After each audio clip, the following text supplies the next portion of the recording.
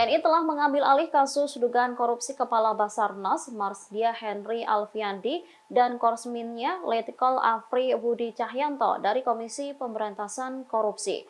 Namun pihak TNI saat ini belum menetapkan keduanya sebagai tersangka. Sementara keberadaan Henry dan Afri saat ini pun belum diketahui.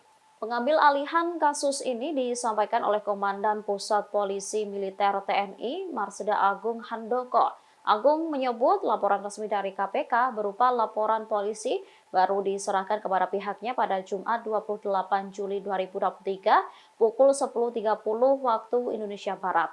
Padahal laporan resmi dari KPK tersebut menjadi dasar bagi penyidik Puspom TNI untuk melakukan proses hukum terhadap Henry dan Afri, sehingga proses hukum terhadap dua perwira aktif TNI tersebut baru bisa dilakukan. Oleh karenanya, pihaknya belum menetapkan Henry dan Afri sebagai tersangka.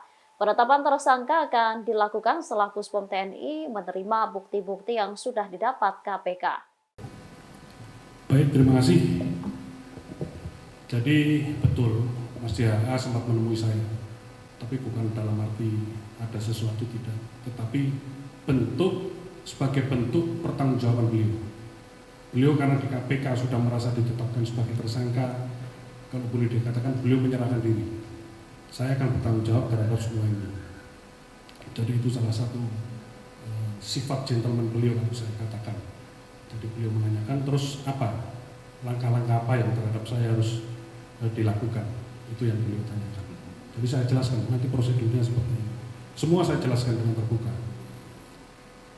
Kooperatif. Hanya itu pesan saya, minta saya kooperatif dengan penyidik pada saat proses hukum ini. Terus yang kedua, tadi masalah posisi siang ini terus terang yang tadi saya sampaikan, saya baru menerima laporan polisi. Jadi kalau ibaratnya proses hukum adalah satu ruangan, kuncinya itu baru saya terima siang ini. Jadi kemarin yang ada penetapan tahanan dan yang lain-lain, ya kami belum bisa masuk ruangan, belum bisa melaksanakan proses hukum. Jadi setelah kami pegang kunci, kami baru bisa melaksanakan penahanan, penyitaan, penggeledahan, dan yang lain-lain, sebagaimana proses hukum yang berlaku. Jadi itu, terima kasih. Ya, izin Pak Yogi dari CNN, mau bertanya, berarti kalau untuk bagi TNI, untuk kedua anggota ini belum berstatus tersangka ya Pak sampai saat ini. Dan satu lagi tadi Bapak bilang bahwa penetapan tersangka dari KPK ini kan menyalahi ketentuan. Itu ketentuan yang Undang-Undang Peradilan Militer tadi atau kemana Pak? Jadi beliau berdua belum kita tetapkan sebagai tersangka karena kita baru terima laporan hari ini. Nanti kita kembangkan termasuk dari tentunya kita akan koordinasi dengan KPK bukti-bukti apa yang sudah didapat.